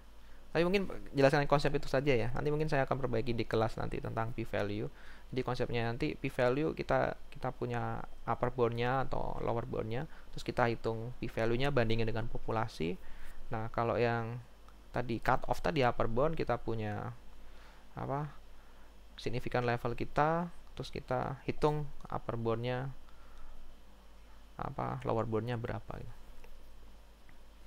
Oke, nanti akan saya cari bahasa yang lebih bagus lagi ya untuk p-value ini, karena tadi ini agak-agak sedikit. Assuming it's zero true that we would see a value at least as extreme, less than a lower bound or greater than. Oke, jadi ini maksudnya yang tutil ya. Jadi that we would see a value at least as extreme less than a lower bound. Jadi di sebelah kiri, sebelah kanan, the probability that we would see a value as the one we actually observe, assuming it's true. We compute the probability. Jadi ini p value-nya that we would see a value at least as extreme. Ya, kalau dia kurang dari situ maka saya reject. P value itu kurang dari 0,05. Tapi kalau masih di atas 0,5 kita terima. Itu aturannya ya. Cuma saya ingin cari contoh yang lebih, kan itu kemungkinannya kecil banget Pak gitu. Kenapa kita tolak gitu? Oh, kenapa kita kemungkinannya kecil banget? Iya sih, bentar. What with at least extreme. Oke, kita skip dulu aja. Nanti akan saya jelaskan di kelas ya. Di hari Kamis nanti tentang p value. Nah, saya mau cari contoh yang lebih konkret lagi. Mohon dimaklumi karena ini konsep yang saya juga masih lemah di bagian sini ya, untuk p value. Jadi saya masih harus cari konsep yang lebih bagus lagi. Oke, ini p value. Tapi di dalam bukunya Agresti itu dijelasin ya. Cuma saya masih belum bisa nangkap penjelasan yang lebih enak. Nanti akan saya baca lagi yang di bukunya Agresti. Jadi mungkin yang tertarik silakan cari penjelasannya di Agresti sini. Bukunya bagus banget, jadi kayak buku kalkulus gitu yang dia ada gambarnya lengkap gitu. Jadi nggak kayak buku statistik pada umumnya. Jadi beberapa gambar ini saya terinspirasi dari bukunya Agresti itu. Oke, kita lanjut lagi p value. Ya, p value saya skip dulu ya. Kemudian confidence interval. Jadi hampir semua topik ini bisa kalian temukan di bukunya Agresti ini ya. Nah, untuk confidence interval ini yang tadi sudah saya sempat singgung di beberapa bagian sebelumnya, yaitu maksud 95% confidence refer not to probability for the population proportion P. Jadi bukan membicarakan tentang probability dari population proportion P. Jadi sebenarnya population proportion P itu apa ya? P yang kita kayak tadi lempar koin ya, proporsi kepala terhadap total populasi gitu. Tapi kan kita nggak pernah tahu populasi itu berapa gitu. Makanya 90% itu bukan tentang seberapa yakin kita probability dari populasi kita, enggak gitu. Tapi rather to probability that apply to the confidence interval methods in relatively frequency sense. Jadi maksudnya dalam frequency sense itu yang tadi saya ceritakan, kita lakukan eksperimen tuh berkali-kali. Kita selama berkali-kali itu 1000 kali, 20.000 kali, 95%-nya itu kita berhasil mengcapture nilai populasi gitu. True parameter ini yang tadi nilai populasi itu 95% of the time. Jadi 10.000, 95%-nya kita berhasil mengcapture nilai populasinya. Terus do not say that there is a 95 probability that the population parameter will fall in the interval gitu. Jadi bukan, jangan, ini mungkin tadi saya sempat bilang ini ya, jadi mungkin mohon dimaafkan gitu, nanti akan saya perbaiki. Jadi saya mungkin sempat waktu jelasin p value tadi jelasin yang dia akan jatuh di interval itu enggak. Jadi bukan populasi itu jatuh ya, tapi kita bisa mengcapture nilai si populasi itu. Bukan 95% probability populasi itu kita jatuh di interval yang kita bikin itu ya, kanan kirinya itu bukan 90%. Nilai probability populasi itu ya akan selalu tepat karena itu nilai sebenarnya ya. Jadi kita nggak butuh, yang kita perlu koreksi 95%-nya itu adalah sampling kita.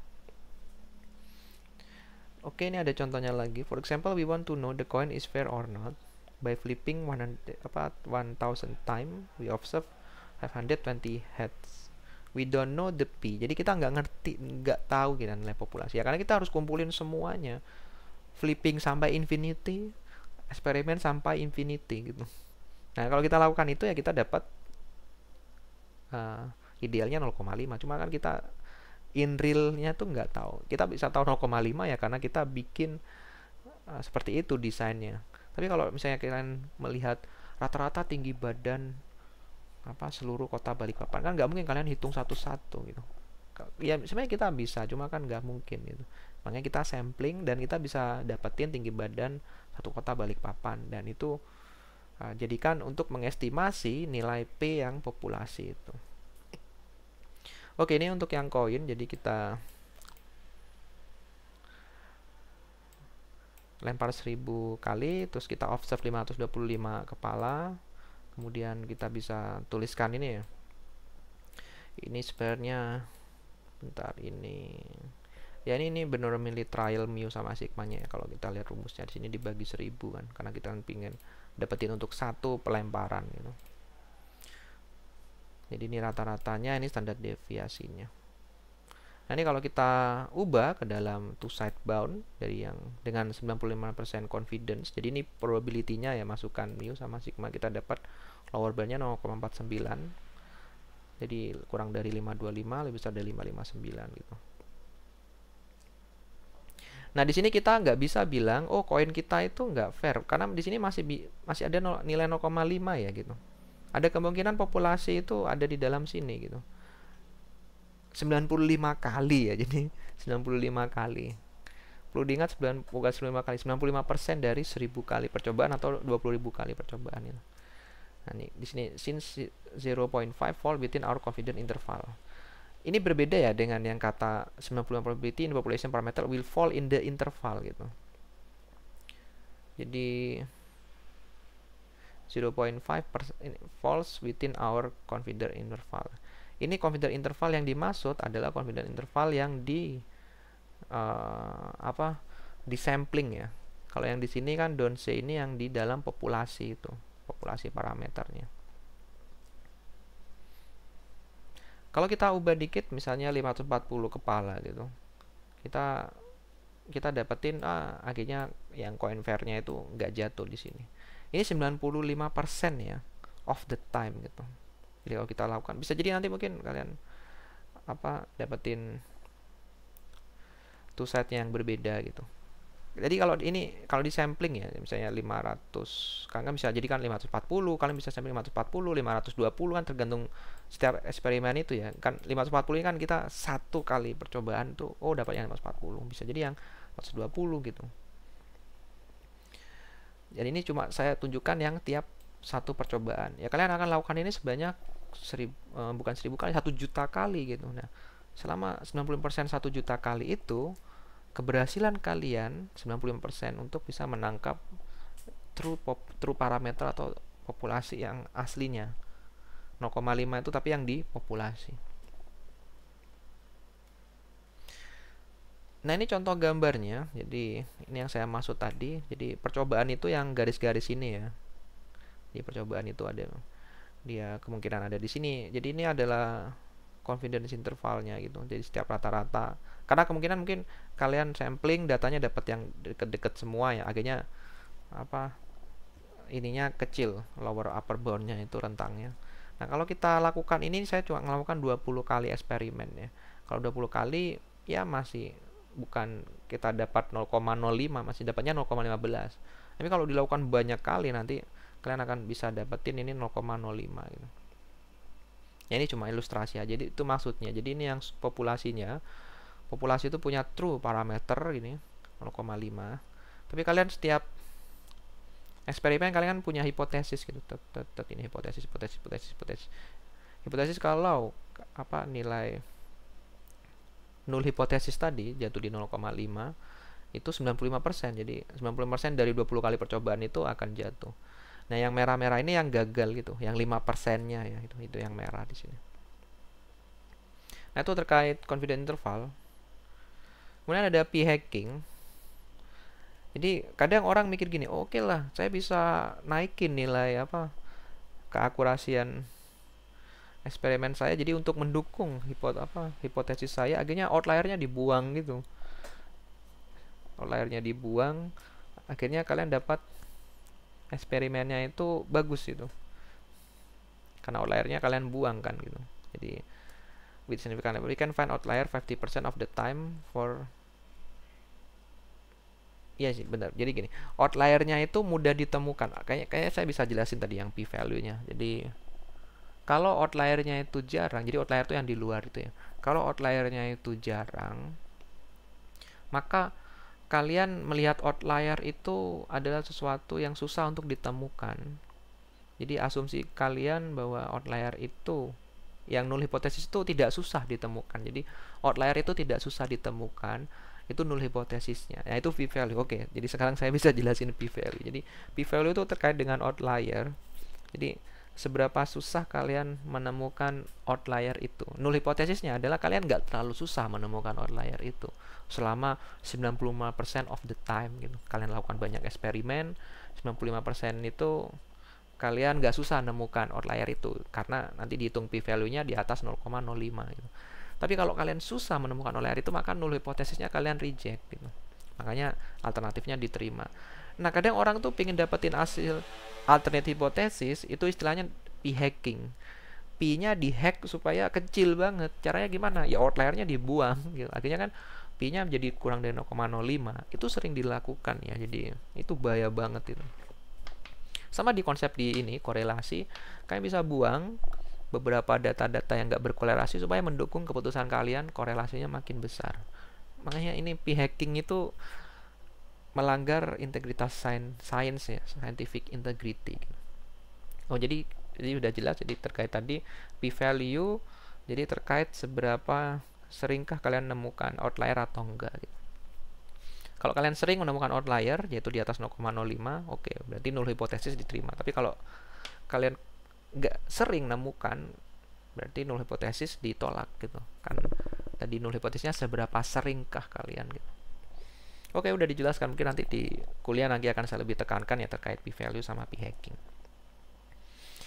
Nah, itu di sini kita lihat contohnya ini ya, kita jalankan eksperimen. Satu eksperimen itu kita generate 1000 flipping coin. Kalau kurang dari 0,5 true itu kepala, false itu ekor. Kemudian reject fairness. Jadi kita lihat ya berapa sih berapa kali dalam 1000, misalnya berapa ya dalam 1000, dalam sebentar. Ini eksperimen itu list of boolean, reject eksperimen, sebentar, reject eksperimen itu run, reject ini eksperimen number of eksperimen, run eksperimen. Oke ya, ini jumlah eksperimennya 1000. Ini kan run eksperimen, dia generate RNG, dia lakukan selama 1000, ini random 1000 ini. Oke, jadi ini 1000 eksperimen ya. 10,000 eksperimen. Saya tambah di sini. Eksperimen. 1000 eksperimen di sini. Nah, setiap eksperimen itu saya cek seberapa sering dia melakukan rejection outlier tadi gitu. Nah, kalau kita lihat di sini ada 46 rejection dari 1000 eksperimen tadi ya. Nah, misalnya kalian buang datanya itu, misalnya jadi dari 46 rejection, kalian outliernya kalian buang kan. Akhirnya kalian nge-rejectnya itu jarang. Nah, kalau nge-rejectnya jarang kan kalian sangat susah menemukan outlier itu. Nah, disitulah kalian reject null hypothesis. Kalau kalian lebih mudah menemukan outlier, jadi outlier itu bukan sesuatu barang yang wow gitu, yang susah dicari gitu. Akhirnya kalian terima null hypothesis. Tapi kalau ternyata itu susah dicari, maka null hypothesis di reject, alternatifnya dipilih. Nah, supaya bisa susah dicari, kalian buang itu rejection tadi, outliernya dibuang, akhirnya rejectionnya turun nilainya jadi misalnya 30, 20, dan mengakibatkan p-value-nya kecil, mengakibatkan lagi kalian punya alternate hipotesis yang bisa mendukung hipotesis yang kalian suka-suka gitu. Makanya namanya p-hacking gitu. Kalian menghack nilai p-nya. Itu banyak dilakukan ya dulu ya. Mungkin sampai sekarang masih ada yang melakukan gitu. Jadi dibuang semua outliernya. Jadi makanya eksperimen tuh hipotesis dulu. Terserah nanti datanya mau kacak kayak apa ya sudah laporin aja gitu. Ya untuk bisa lebih bagus ya lakukan eksperimen lebih banyak lagi gitu. Jadi kumpulin data lebih banyak lagi seperti itu. Makanya kita nggak bisa ya hipotesis kumpulin data dikit kemudian menarik kesimpulan. Nah, itu kesalahan besar dalam dunia sains. Nanti jadi sebagai seorang data scientist, hipotesis kalian kumpulin data sebanyak mungkin gitu. Bahkan kalau bisa seluruh populasi it's okay gitu. Makin banyak makin bagus lah gitu mendukung hipotesis kalian. Kalau dikit ya kurang. Nanti berapa jumlah data yang kita butuhkan, Pak gitu. Di bukunya Agresti itu dibahas ya. Jadi kalau misalnya terkait tentang dua true and false atau kayak tadi head and tails itu minimal 15 untuk setiap kelasnya itu. Dari mana angka itu cerita lain lagi ya. Itu di kuliah yang lain sebenarnya bisa bisa ngasih kuliah dengan buku Agresti itu bagus banget bukunya. Saya baca 2 bab itu, benar-benar ngebuka pandangan, oh ternyata hipotesis sama inference itu kayak gini. Nah, tinggal 2 lagi. Jadi yang kedua adalah A/B test. Jadi untuk melihat seberapa sama dua buah probability gitu. Jadi contohnya kalian punya iklan, satunya iklan ini, oh iklan ini kasihkan survei ke orang, misalnya oh 500 berapa 600 orang itu bilang oh bagus. Terus ada iklan lagi yang satunya iklan B, kasihkan ke orang, oh 400 orang cuma bilang bagus gitu. Terus kita bandingin 2 hasil itu. Gimana kita ngebandingin 2 distribusi itu? Nah, itu ada namanya running an A/B test.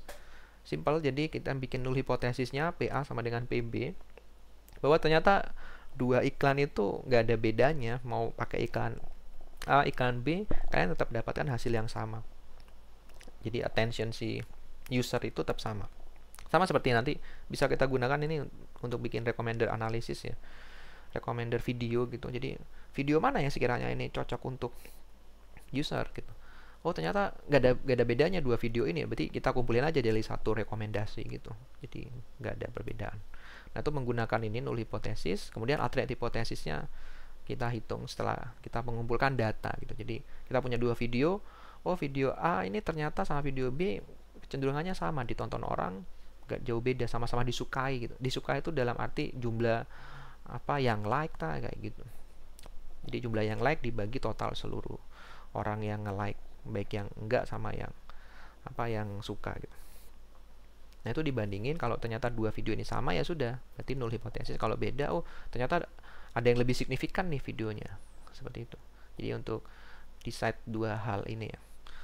Nah itu jadi kita ngukur jarak ya dari 2 apa parameter statistik tadi. Di sini apa sukses sama total dari data yang kita kumpulin. Di sini kata PB, PA ini tadi yang 0,5, kalau yang flipping coin tadi 0,5, yang satunya mungkin 0,3 gitu. Tapi kita gunakan contohnya advertisement ya, jadi biar bisa apa ngelihat mana yang 2 ini apakah ternyata dua-duanya ini sama aja, mau pakai iklan A iklan B nggak ada jauh bedanya, atau ternyata kalau ada perbedaan yang signifikan, oh kita harus pakai iklan A ini, dia punya bukan jangan saya yang gunakan signifikan, gunakan lebih ke usefulness-nya ya. Jadi oh ini berguna ini untuk bisa menarik pelanggan seperti itu.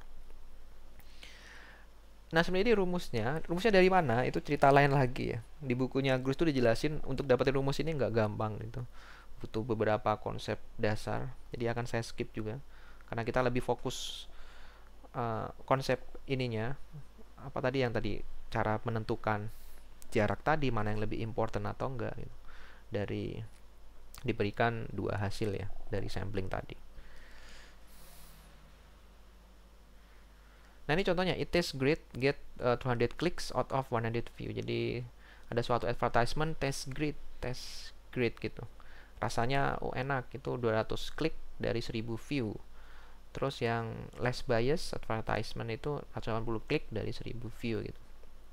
Ya sudah, tinggal masukin aja. Jadi di dalam ini sebenarnya perhitungan estimated parameternya itu ini adalah Bernoulli trial ya, P sama sigmanya gitu.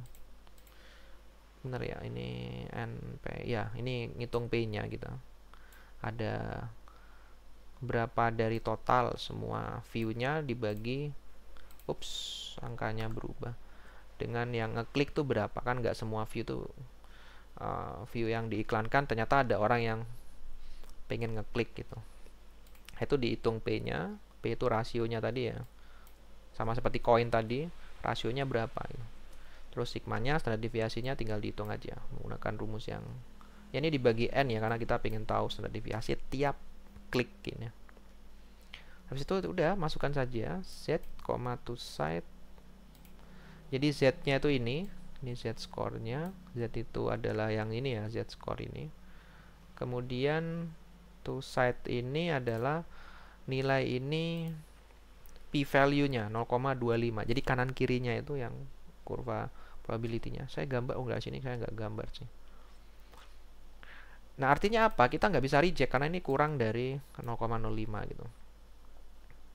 Jadi kita bisa simpulkan nggak ada bedanya dua-duanya. Jadi null hipotesis didukung. Tapi kalau kecil banget gitu, di menemukan outliernya itu susah, jadi null hipotesisnya kita reject, ya maka yang ini yang kita dapatkan. Jadi karena kita lihat di sini ya, yang mana ini, less biasnya itu cuma dapat 150. Jadi saya dari yang 180 tadi 150. Jadi memang ada perbedaan yang cukup besar gitu. Nah, perbedaan cukup besar tuh dihitungnya gimana? Itu yang tadi menggunakan A/B test statistik. Kita dapat z-score-nya, z-score kita convert ke dalam two-side p-value, ternyata dia kecil banget gitu. Jadi amat susah menemukan outlier gitu. Akhirnya kita reject. Null hipotesisnya itu kan asumsinya mudah banget nemukan outlier. Ternyata susah nemukannya.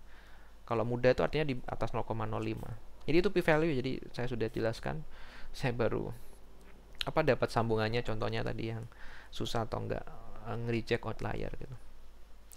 Baik, itu terkait A/B test. Kemudian yang terakhir adalah Bayes inference. Ini yang sudah saya singgung waktu kuliah kemarin.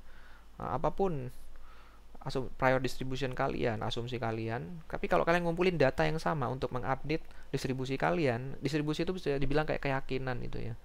Maka kalian akan jatuh pada keyakinan yang sama gitu. Makanya ini menarik banget ya tentang Bayesian inference ini.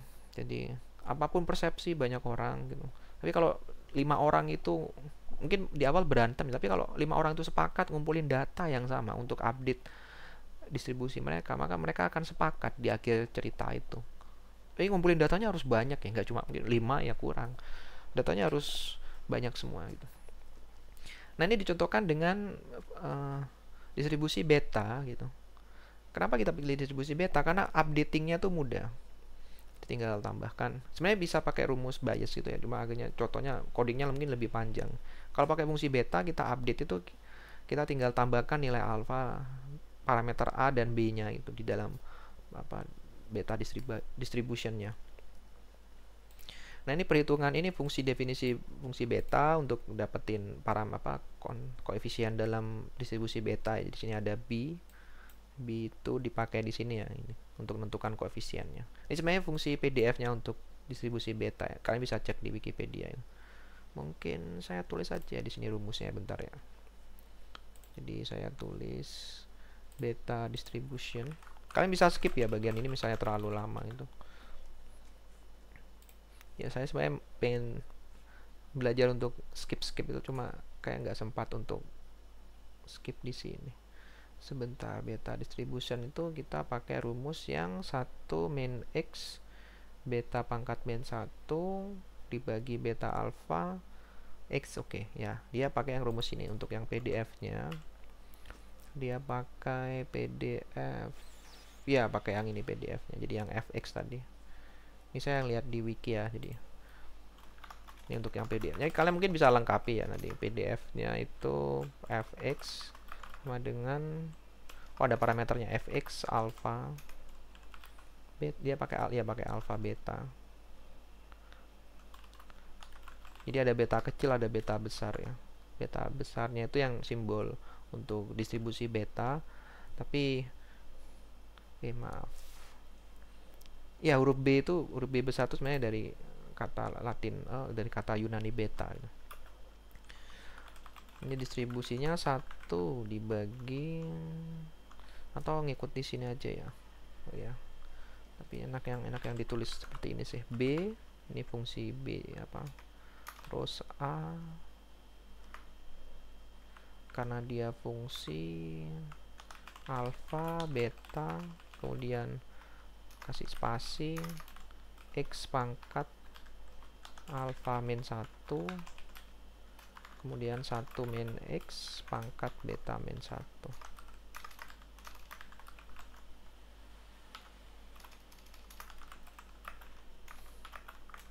Ups, gak bisa, alpha, salah saya, harusnya alpha.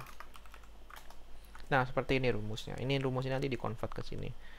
Nah, ini untuk perhitungan beta function menggunakan gamma function gitu. Sebenarnya ada yang beta function yang dari SciPy ya, cuma ini saya menggunakan yang pakai gamma ya. Jadi karena tujuannya ada beberapa yang kurang dari 0 kayak gini. Ini yang agak-agak tricky. Jadi kalau dia kurang dari infinite, kadang bisa infinite ya nilainya itu gamma itu. Gamma tambah gamma alpha plus beta ini. Jadi untuk menghindari itu saya perlu tambahkan seperti ini. Jadi ini ada beberapa trik untuk menghindari sesuatu yang infinity, karena kadang bisa dapat titiknya infinity dan komputasi nggak bisa mewakili nilai infinity dalam komputer. Itu ada beberapa triknya. Ya, yang atas ini sebenarnya fungsi beta yang menggunakan ini ya, yang menggunakan relasi ini. Jadi yang fungsi b itu, jadi kalau saya tulis semua aja lah. Jadi b itu koma z1 z2 sama dengan fraction gamma besar z1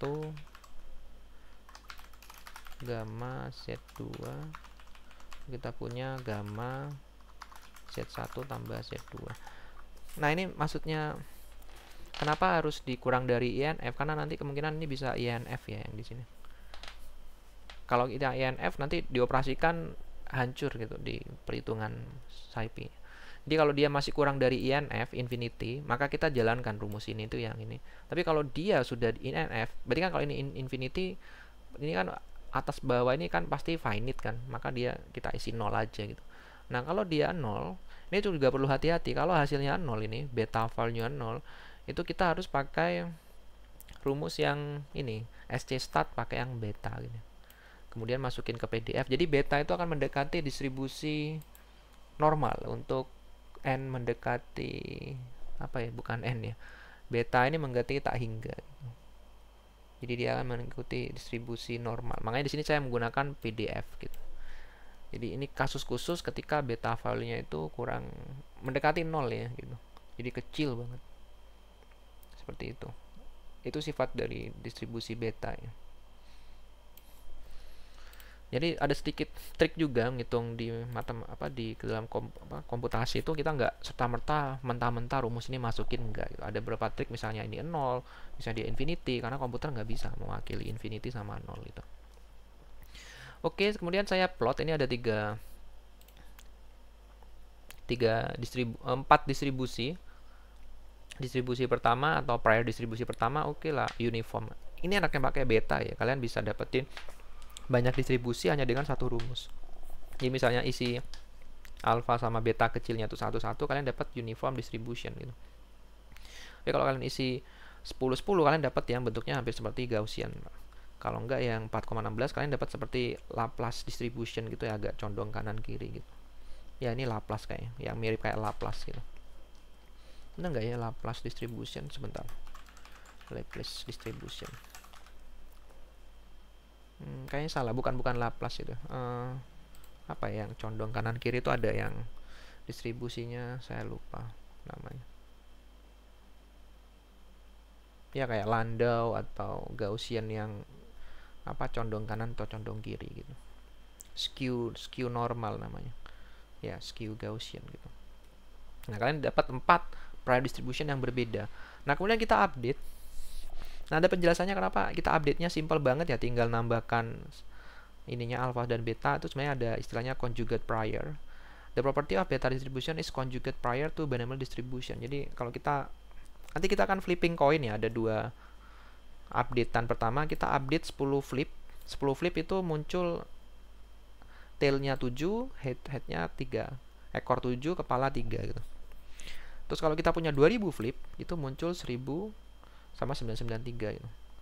Nah, di sini dia ini fair ya, koinnya itu fair, jadi 0,5. Jadi apapun distribusi mereka awal-awal itu mungkin koinnya nggak fair ini, yang ini pertama percaya fair, koinnya tuh di semua kemungkinan sama gitu. Jadi dia uniform, lempar ini yang bisa 0,1, 0,8 gitu. Jadi nggak tentu dia uniform. Ada yang dia akan condong ke 0,8. Tapi kalau kita ngumpulin data terus update distribusinya kita. Jadi update distribusi itu untuk beta distribution itu bisa langsung ditambahkan ya. Untuk proses binomial tadi ya. Ini kan proses yang binomial tadi yang lempar koin 1000 kali gitu. Nah, kita tambahkan. Simple ya. Jadi yang 1,1 untuk 10 flip kita dapatnya kan 7 sama 3. Maka 1 ini tambah 7 atau mungkin saya, tapi kebalik nggak masalah sih. Satu ini ditambah 7, terus satu yang sebelah kanan ditambah 3 kayak gitu. Coba saya lihat bener nggak ya? Ya yang ini. Oh ya benar, alfa ditambah head kepala, kebalik saya. Jadi alfa itu ditambah yang 3, satu ditambah 3, yang satu yang kedua ini ditambah 7 gitu. Nah, kita lihat di sini ya, untuk yang update pertama oke, dia masih ini saya pakai 3 ya. Saya nggak pakai, harusnya pakai 4 tadi, tapi nggak apa, saya pakai 3 aja, pakai 3 distribusi aja dulu. Sebenarnya kalau kalian mau tambahkan yang distribusi keempat ini, mana tadi? Yang 416 ini mungkin. Nah, di sini saya pakai 3 distribusi. Nah, ketiga distribusi itu akan menuju distribusi yang sama. Jadi kesimpulannya sama di sini. Setelah melakukan 2000 flip, 10 flip oke, masih ada terjadi perbedaan, tapi lihat yang uniform dia mulai menuju ke tengah sini gitu. Ini nanti kalau diterusin nanti akan jadi kerucut satu gitu ya. Jadi mendekati fakta yang sebenarnya gitu. Keren ya, menurut saya Bayes theorem tuh saya sukanya di situ. Jadi apapun awalan kalian, tapi kalau data yang kalian kumpulin sama, itu akan ngebawa pada kesimpulan yang sama. Jadi perdebatan tuh sebenarnya karena kurang data aja. Jadi ada orang berdebat, ya kurang data aja, atau mereka nggak mau update aja ke dalam pemikiran mereka. Mereka kayak debat-debat di politik itu mungkin agak jauh sedikit ceritanya. Jadi karena mereka nggak mau update data yang sama, makanya dari debat karena perbedaan data. Misalnya mereka mau sharing data, jadi pertukaran informasi data itu saling mengerti, nggak akan jadi perdebatan, kesimpulannya sama gitu. Oh, gitu. Tapi orang nggak mau melakukan karena updating itu mahal, karena kalian harus belajar, kalian harus koreksi lagi gitu, kayak gitu. Tapi kalau yang muda kan nggak perlu update gitu, jadi ya sudah jalan seperti biasa gitu. Makanya update itu mahal, makanya ketika update-nya sama ya sudah gitu. Apapun awalannya itu akan menuju kesimpulan yang sama. Itu keren sih menurut saya. Jadi perdebatan sebenarnya nggak ada, itu hanyalah karena kita nggak update evidence saja.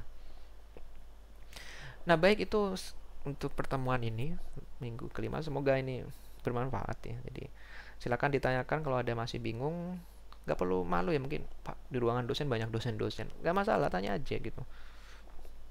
Atau mungkin Pak mungkin mau bertanya, saya mungkin kalau di luar selain dosen, mungkin di kelas nggak masalah, habis kelas mungkin masih ada waktu gitu, kalian silakan tanya gitu. Jadi manfaatkan untuk bertanya ke dosen, karena kalian mungkin siapa tahu mungkin ya masih dapat lagi kan di masa depan, tapi siapa tahu nggak dapat lagi ilmu ini gitu. Manfaatkan aja, tanya ke dosen tuh menurut saya bukan bukan hal yang memalukan gitu, tapi belajar itu kan kita dari nggak ngerti menuju ngerti ya, dan saya sangat senang ngajarin orang apa yang saya ketahui aja gitu. Terus saya mungkin ya ada banyak sebenarnya contoh, mau cerita tentang siapa yang saya ajar itu. Jadi silakan tanyakan kalau masih bingung, karena bagi saya ketika ngajar itu saya dapat